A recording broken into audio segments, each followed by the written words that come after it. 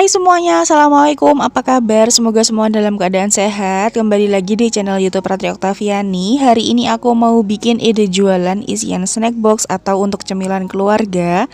Enak banget, hasilnya lembut. Isiannya juga mantep banget rasanya. Mau tahu gimana proses pembuatannya? Yuk simak videonya sampai selesai. Kita bikin isiannya dulu ya. Ada 5 siung bawang merah, 3 siung bawang putih, 1 butir kemiri. Semuanya kita masukkan ke gelas blender. Kemudian ini akan kita haluskan. Hasilnya seperti ini.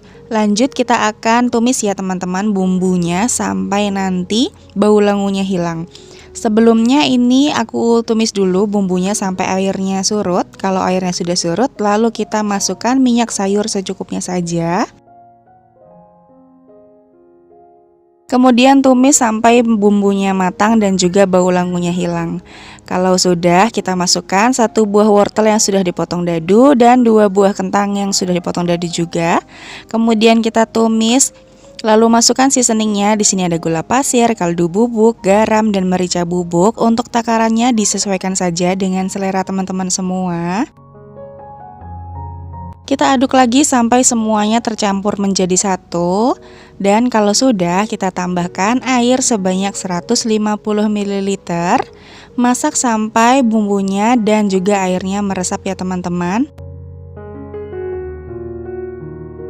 Nah, setelah dimasak dan airnya surut seperti ini, jangan lupa untuk dikoreksi rasa. Selanjutnya masukkan juga 1 batang daun bawang yang sudah dipotong-potong seperti ini. Masukkan, kemudian matikan dulu apinya. Setelah itu aduk sampai tercampur rata dan ini bisa kita sisihkan. Untuk isiannya, kalau mau lebih enak bisa ditambahkan potongan sosis, bakso atau ayam atau yang lainnya. Kalau sudah, ini kita akan membuat bahan biangnya dulu. Yang terdiri dari 1 sendok makan gula pasir, 1,5 sendok teh ragi instan atau vernipan, lalu ada 110 ml air. Kemudian ini akan kita aduk sampai tercampur rata. Untuk airnya aku pakai air suhu ruang ya teman-teman. Nah, ini akan kita tutup dan diamkan selama 10 menit. Tujuannya kita untuk mengetahui apakah raginya ini masih aktif atau enggak. Kurang lebih setelah 10 menit, raginya sudah berbusa seperti ini, tandanya masih aktif dan siap kita gunakan. Oke, lanjut masukkan 250 gram tepung terigu perataan sedang. Aku pakai segitiga biru. 1 butir telur kita masukkan semuanya.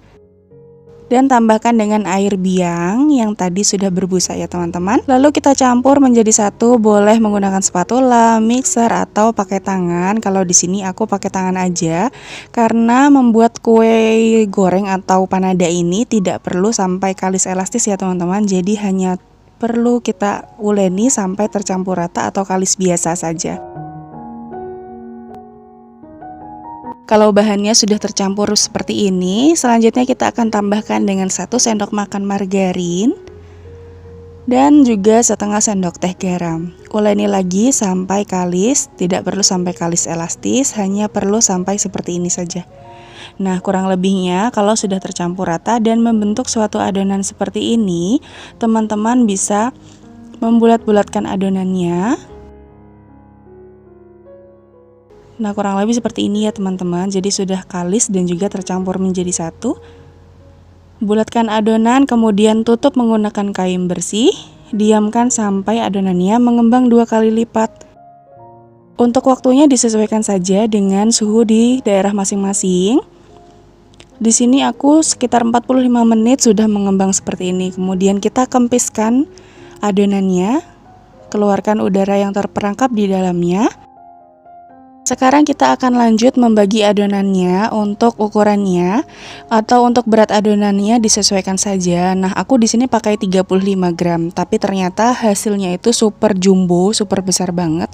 Jadi teman-teman boleh pakai setengahnya ya teman-teman. Ambil 1 adonan yang pertama kali ditimbang tadi, kemudian kita cubit-cubit seperti ini, kita rounding sampai nanti permukaannya halus dan juga mulus.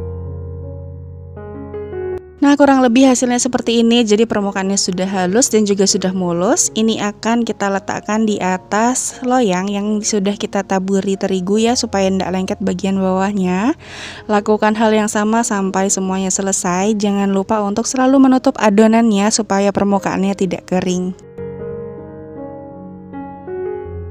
Buat teman-teman yang baru aja mampir ke channel YouTube aku, boleh ya kita tukeran subscribe-nya. Jangan lupa juga untuk nyalakan lonceng notifikasinya supaya nggak ketinggalan video-video terbaru aku lainnya.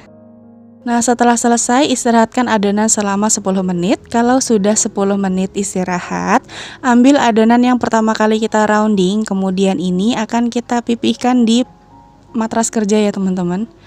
Pipihkan menggunakan rolling pin seperti ini sampai membentuk lingkaran. Kurang lebih hasilnya seperti ini. Selanjutnya ambil sekitar 1 sendok makan isian di bagian tengah, lipat menjadi 2, kurang lebih seperti di video ya teman-teman. Lanjut lagi kita ratakan bagian pinggirnya kurang lebih seperti ini. Kalau sudah selesai, ini kita pinggirkan dulu. Lakukan hal yang sama sampai semuanya selesai.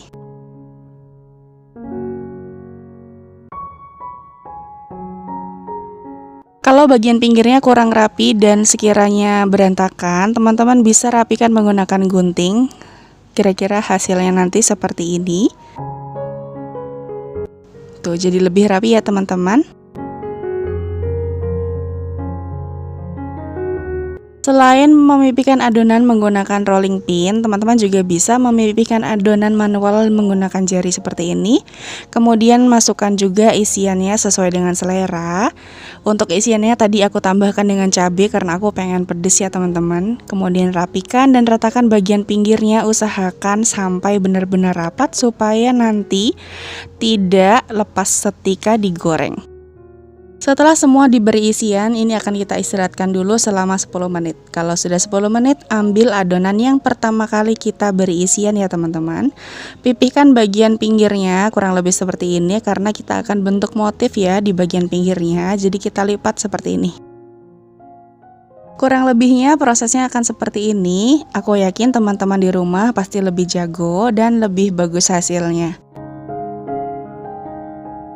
Nah teman-teman, untuk proses pelintiran ini, pelintiran motif ini sebaiknya dilakukan sesaat sebelum digoreng. Jadi di sini yang aku pelintir itu adalah adonan yang akan aku goreng. Kenapa? Supaya nanti hasilnya lebih bagus dan juga pelintirannya ini tidak mengembang dan hilang. Siapkan minyak, lalu didihkan menggunakan api kecil. Masukkan secukupnya adonan, jangan terlalu banyak karena adonannya mengembang. Kalau sudah golden brown bagian bawahnya, kita balik. Dan kalau sudah matang secara sempurna, kita angkat deh. Udah deh, jadi ini dia hasilnya roti goreng atau biasanya dikenal dengan panada. Aku pakai yang isinya sayur, hasilnya super duper gemoy. Satu adonan menghasilkan 12 pieces dengan ukuran yang super jumbo ya teman-teman. Tekstur dari adonannya ini super lembut, cocok banget untuk dijadikan ide jualan, isian snack box ataupun yang lainnya. Terima kasih sudah nonton videonya sampai akhir. Sampai jumpa di video selanjutnya. Wassalamualaikum, bye. Jangan lupa like, share, dan subscribe.